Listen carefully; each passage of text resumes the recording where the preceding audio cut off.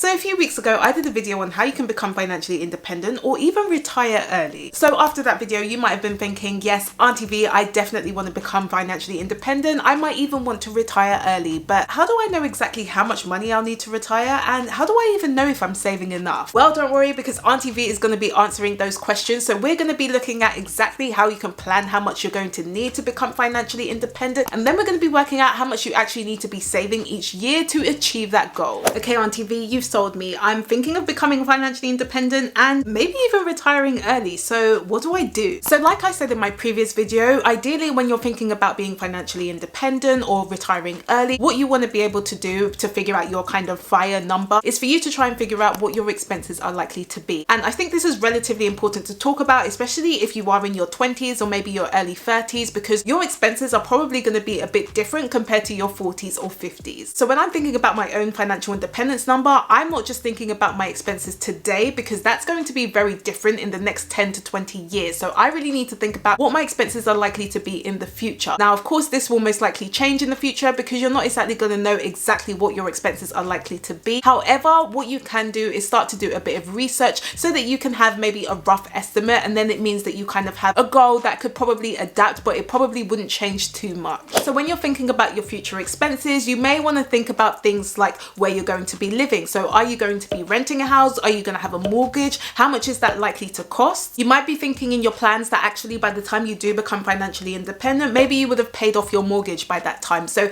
you may not actually need to take that into consideration in your FIRE number, but it's something that you might want to think about. Then you might also want to think about what responsibilities that you might have. So are you going to start a family? Are you going to have kids? Especially if you're planning to be financially independent early on, I would probably be thinking how much kids are likely to cost, just because there are going to be so many things that you may need to pay for, and that may impact when you can actually retire or when you can become financially independent, because there are going to be certain things that you'll want to pay for. Right, so if we include having kids in our eating out costs, we're spending about £100 more a month. Can't wait. So for example, are there going to be any costs when they go to school? Are you going to have to pay for things like after school club, or are they going to be joining sports activities or anything like that? How much a nursery is going to cost? How much is food going to cost? It's all well and good me budgeting £16 a week for myself, but when I'm bringing kids into this, it's not going to be £16 a week. So I kind of wanted to take that into consideration just so I have a bit of an idea as to how much kids are actually going to cost and how expensive they're going to be. So there's just a whole load of different things that you might want to think about. There's also transport as well. I mean, are you still going to be working? Are you going to be traveling to work? But are you going to be traveling to anywhere else? Now, when I'm talking about being financially independent, I'm really talking about your minimum expenses. So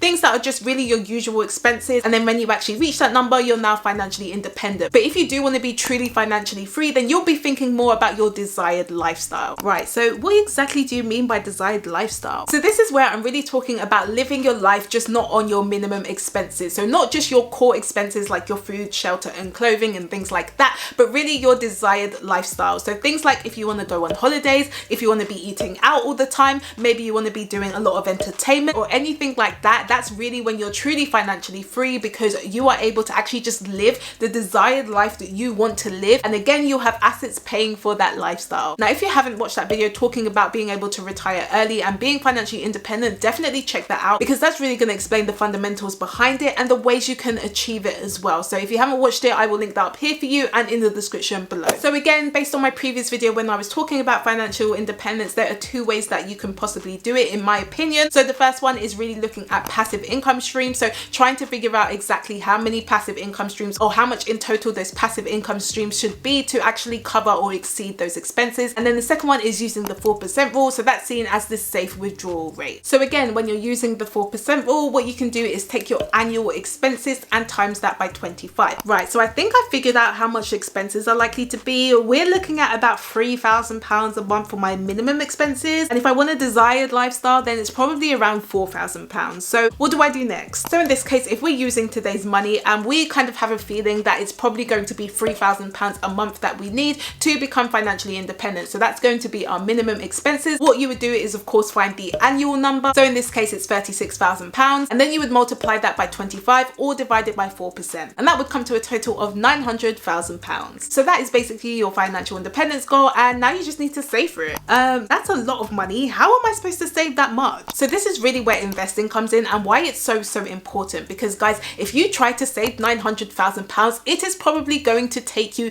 years years, especially if your bank is giving you an interest of less than 1%. So if you actually invest your money, you're likely to get a better return, plus it's probably going to keep in line or even beat inflation. Now, investing does have risks. You're not always guaranteed to make money, but I really don't think that should stop you from investing. I think you just need to make sure you are doing your due diligence, you're researching, and you also have a long-term horizon. Again though, I'm not a financial advisor, so I'm not telling you what to do. So let's say you're investing and on average, maybe you get an 8% return, but then when you include inflation, maybe it's actually 6% return. But that 6% return is probably going to be a lot better compared to that 0.5% return you might be getting at the bank, which by the way, if inflation is 2%, essentially you are losing money. Now again, for me, there are going to be certain things that I will want to keep in the bank account and that I wouldn't want to invest. So things like my emergency fund or any short-term goals, I personally would be keeping that in the bank account because again, I wouldn't want to have to deal with a lot of volatility when it comes to things like that. But for me, when it comes to anything long-term like financial independence, then I'm definitely investing it. Okay, you've convinced me. I'm going to start ASAP. Okay, so let's hop onto my computer so I can show you this savings calculator that I tend to use so that I can understand how much I will probably need to save to become financially independent. So basically, when I'm trying to figure out my financial independence number, I like to use lots of different calculators. So the first one is a savings calculator from Money Advice Service. So I will of course link that in the description below if you do want to check it out. And then the second one is a compound interest calculator. So when I'm thinking about the savings calculator, all I would do is I would put my savings goal. So in this case, let's say it's £900,000. And then I would basically say when I want my savings by. So in this case, let's say I'm 25 years old and I want to be financially independent by the time that I am 50 years old. So I would basically just put the years, so year 2046, which obviously seems like a long time, which is a bit mad. And then how much you may have saved already. So in this case, I'm just going to put 0. Let's just say that we are starting from scratch. And then what's the annual interest rate? So in this case, I've put 6%. What you might be thinking is that actually when it comes to the returns that you get, let's say if it's an 8% return, then 2% may be taken away for inflation and then you'll have 6%. So that's really how I've calculated it. Of course, there are different ways that you can do it, but that's basically kind of what I've used just so that I can account for inflation. So as you can see, it means that I need to save over £1,300 a month to reach my goal of £900,000. And so actually, if you do put that in the compound interest calculator, you'll be able to see that. So in this calculator, let's say that my initial investment is £0 again. The interest rate is 6%. Let's say it's 25 years. So again, by the end of the term, you will have over £900,000. Now, again, you could probably play with this. So for example, with the interest rate, you might even be able to get a higher interest rate. So for example, I know the S&P 500 has actually averaged higher than this 6% interest rate. So for example, in this case, let's say you were able to get an 8% return on your money. And again, if we go back to this savings calculator, if my annual interest rate is 8% instead of 6%, then it means that I don't need to save as much money and that I only need to save £991 a month for me to reach my goal of £900,000. Yeah, on TV, that seems like a lot to save. Now, yeah, it may seem like a lot to save, but there are really things that you could potentially be doing to help increase your savings rate. And so this is why I always talk about savings, because when you actually have those habits to start saving and increasing your savings rate, then you can put that into your investments and then it means you're going to reach your goals a lot quicker. So for example, of course, you can decrease your expenses, and if you haven't started budgeting, definitely be doing that. If you're new to my channel, I do have a whole load of different budgeting videos and budgeting templates as well. So of course, those will be linked in the description below for you. As well as that, you can also think about increasing your income. Maybe you start a side hustle so that you can put those money towards your investments so that you can reach financial independence a lot quicker. Or you may decide, actually, maybe I do want to reach financial independence maybe a bit longer. So rather than reaching financial independence in 25 years, let's say that you increase that to 30 years. And so that means you don't actually have to save as much. And guys, this is why people say it's so important to start planning for this early, because even if you don't have as much as £1,000, if you were to just invest £500, and let's say rather than being financially independent within the next 25 years, maybe you're 20 years old and you want to be financially independent within the next 30 years. So you still want to be financially independent by the age of 50, but you're just starting a lot earlier. If you look at this calculator and let's say you were still able to get an 8% interest rate,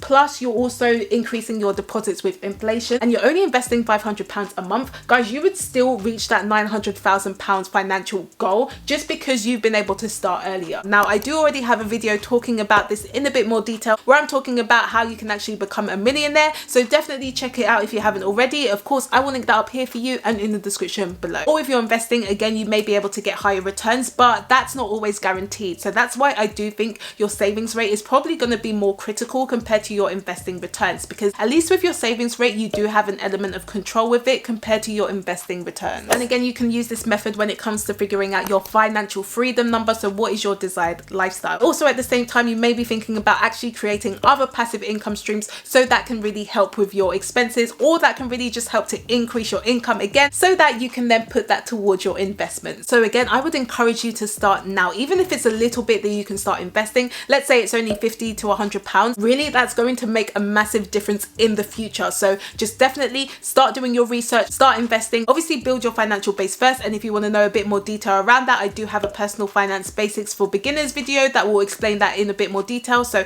link will be in the description below. But once you've done that, really take the chance to start investing your money, because again, those results will start to compound over the years. So if you did like this video, then please do give me a thumbs up if you haven't already, and let me know in the comments, are you currently working towards financial independence? I do post every Tuesday and Friday, so if you would like to know more, of course you can subscribe to my channel, and I will see you guys on Tuesday.